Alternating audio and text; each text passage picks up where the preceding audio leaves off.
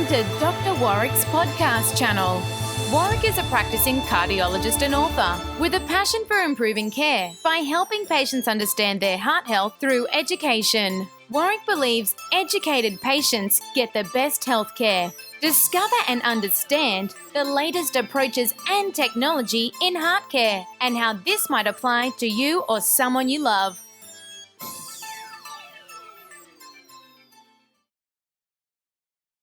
Hi, my name is Dr. Warrick Bishop and welcome to my podcast and videocast station.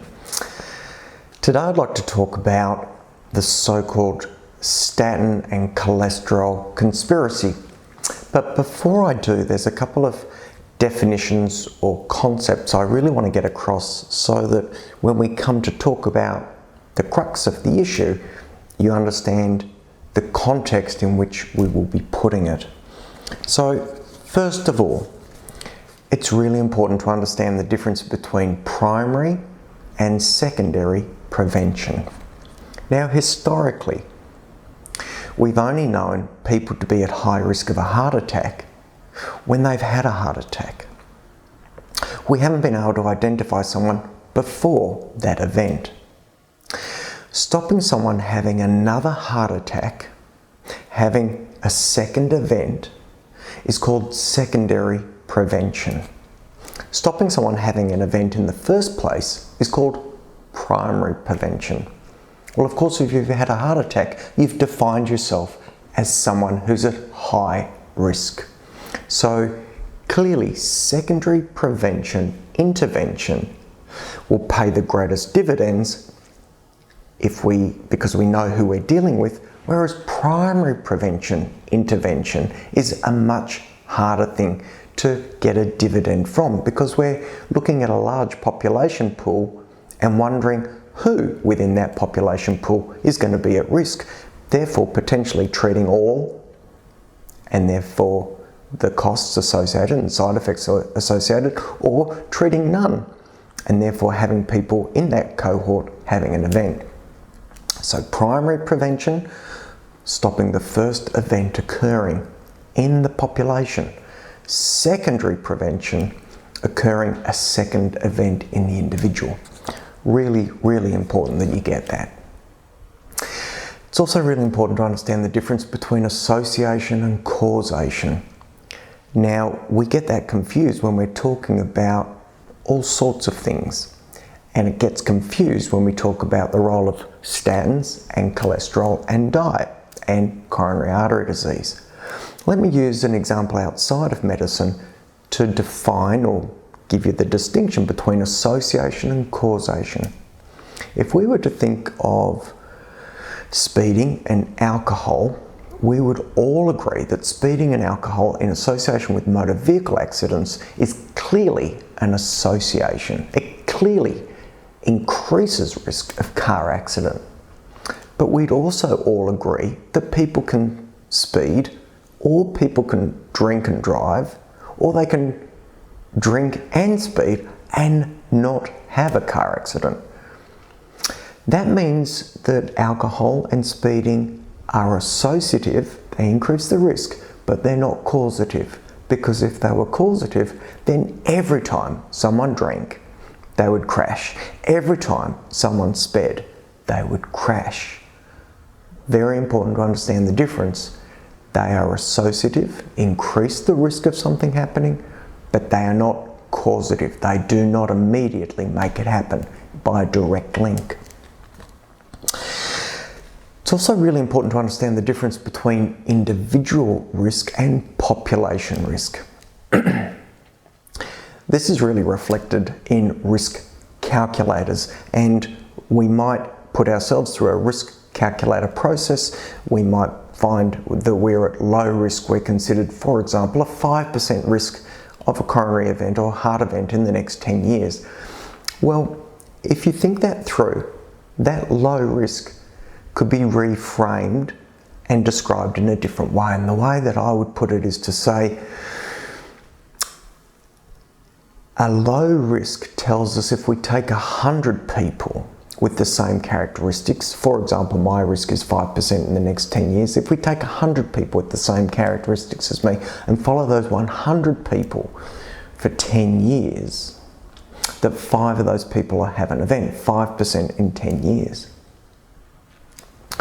Because the event rate will be either 100% or 0%, depending on whether you're implicated with a heart attack or not.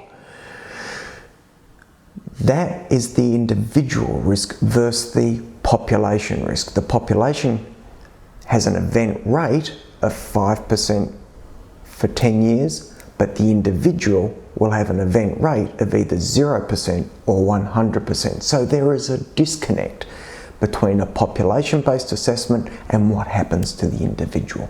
It's important to understand that. There's also, in conjunction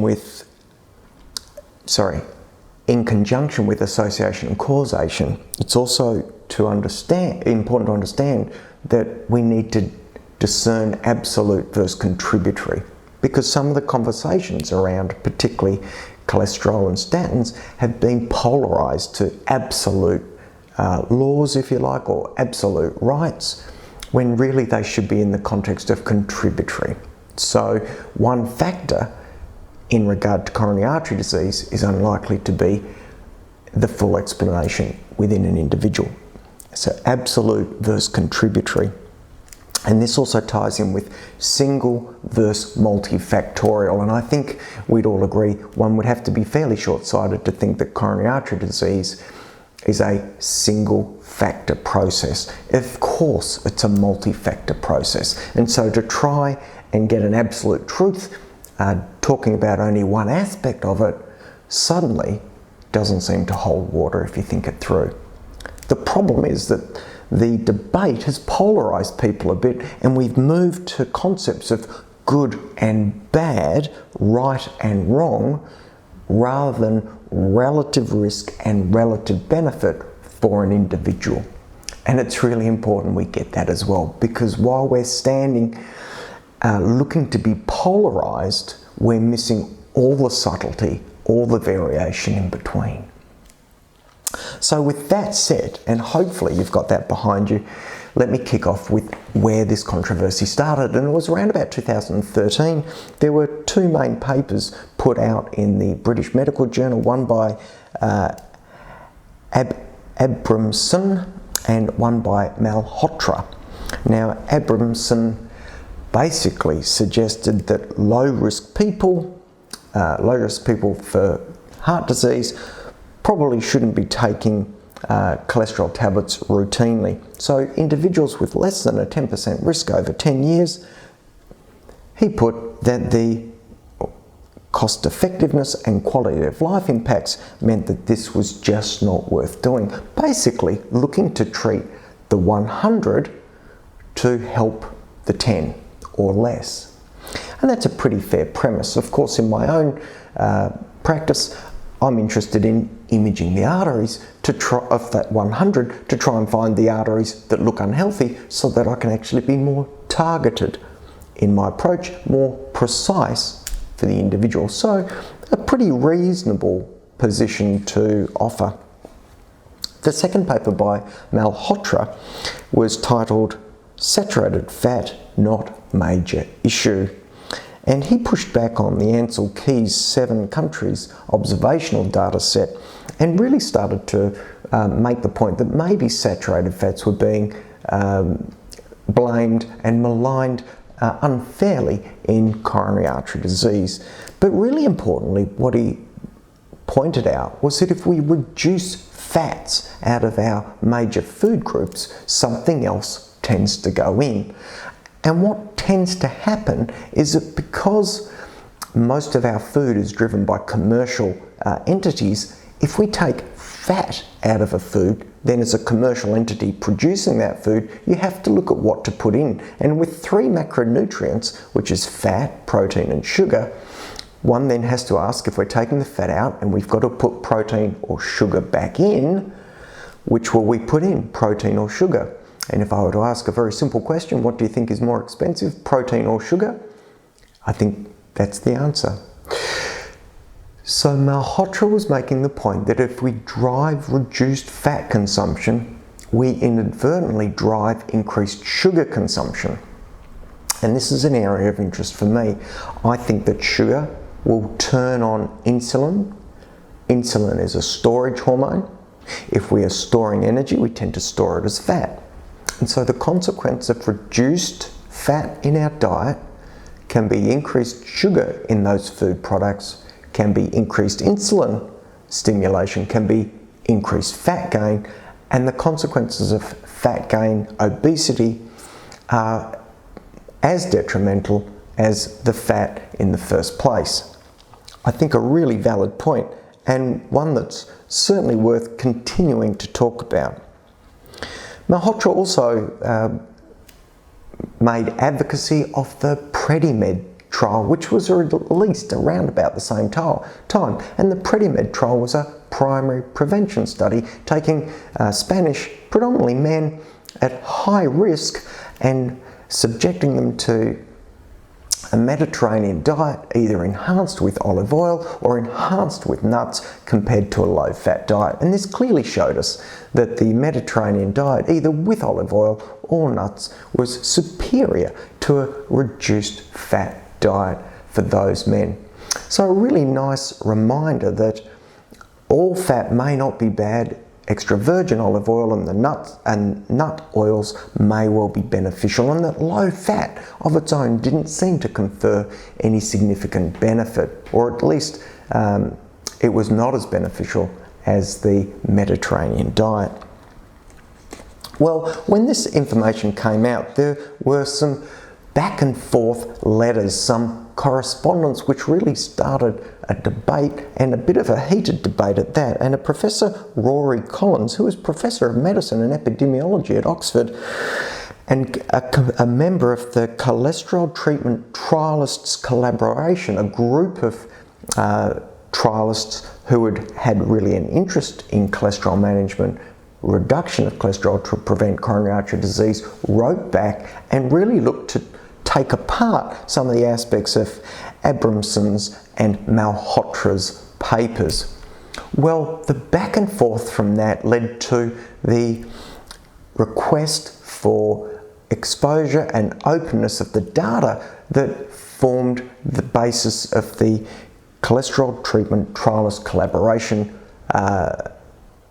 positions, and that meant that different trials needed to be offered up and data sets collected. And to be honest, to a large degree, as far as I can read, the conversation or the discussion got somewhat waylaid in the detail of trying to get this information, which had been scattered, difficult to track down, and it moved into a space of conspiracy. Now, Marianne Damasi, who is an Australian scientific reporter and scientist, has covered this very eloquently and allows a recognition of some of the shortfallings in that data collection and the difficulty in obtaining it. But to my mind, that's a little bit of a sub-issue, and I'd like to take that controversy out of it, and let's stick with the facts rather than the to and froing accusatory defensive remarks between Collins, Abramson and Malhotra. So 2016 saw Ramsden release a re-evaluation of some data from a trial called the Minnesota Coronary Experiment, which had run over 5 years, looked at over 9,000 patients who were residents of nursing homes or mental institutions. There was some unpublished data, and Ramsden went back and looked through that, really specifically looking at the association with serum cholesterol and event. The Minnesota Coronary Experiment looked at reducing saturated fats in the diet by putting in a vegetable oil, linoleic acid, and they obtained that from either corn oil or corn oil margarine. Now, there was no benefit in the Minnesota coronary experiment by replacing saturated fats with linoleic acid. Now, I'm not sure exactly how we can interpret that of its own and apply it to what we would do on a daily basis. Where I think it leaves us is telling us that using a polyunsaturated fat derived from corn, which is linoleic acid in large amounts, to replace saturated fats doesn't really affect outcome in terms of cardiovascular disease in people who may be at high risk for other reasons, mental institutions and nursing homes. What it doesn't help us with is the replacement of saturated fat with extra virgin olive oil or nuts, which would be oleic acid and a monounsaturated fat. So the Minnesota coronary experiment is really important and interesting. It gives us some insight that linoleic is probably not the fatty acid to replace saturated fats. It's not the polyunsaturated fatty acid to replace fats, but it doesn't help us with the monounsaturates. But the significant primary prevention trial, which was first released in 2013 and then with some corrections released a number of years later, was the PREDIMED study. This really looked at over 7,000 high-risk individuals who had not had an event. There was no question that a Mediterranean diet enhanced with olive oil or nuts was beneficial for this group over and above a control or low fat diet.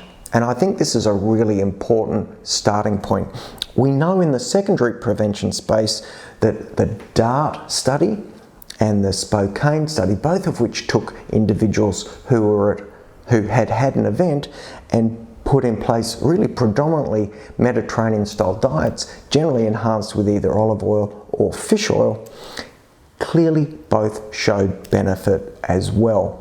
So I think this concept is one of, let's think about the Mediterranean diet, let's think about enhancement with particularly oleic or monounsaturated fats, nuts, and potentially also omega-3 oils. In summary, remember in primary prevention, probably it doesn't make sense to put statins in the water. So I'm a bit supportive of that initial work that Abramson put out. I think reducing fats in the diet at the expense of increasing sugars is problematic, and I agree with Malhotra in that space. We know that lowering LDL cholesterol with linoleic acid, as per the Minnesota Heart experiment, is really not beneficial for cardiovascular outcome. So maybe we shouldn't be doing it. I think the PREDIMED study stands out powerfully with extra virgin olive oil, nuts, sensible Mediterranean diet with lots of leafy greens, garlic, grains, makes a lot of sense, and certainly over and above a low-fat diet, and certainly given the benefit over a low-fat diet, points away from fat of its own being an absolute or singular cause. I think we can also sidestep the conspiracy theory. I think there's been issues in the back and forth with regard to the data that's been produced, but personally I'm closely associated with a number of leading researchers in Australia. I know that the ethics of these individuals is beyond reproach.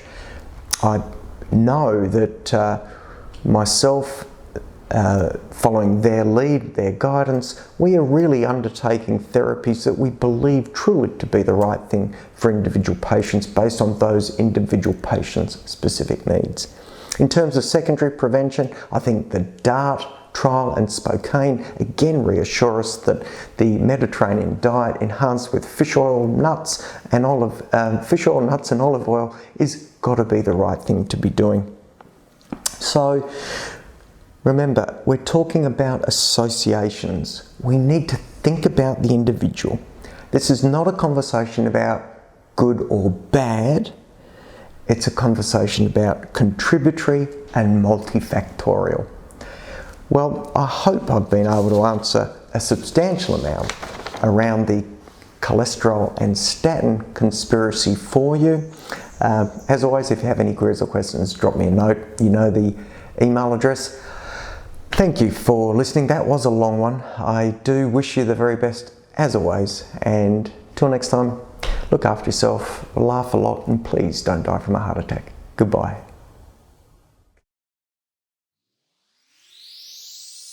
You have been listening to another podcast from Dr. Warrick. Visit his website at drwarrickbishop.com for the latest news on heart disease. If you love this podcast, feel free to leave us a review.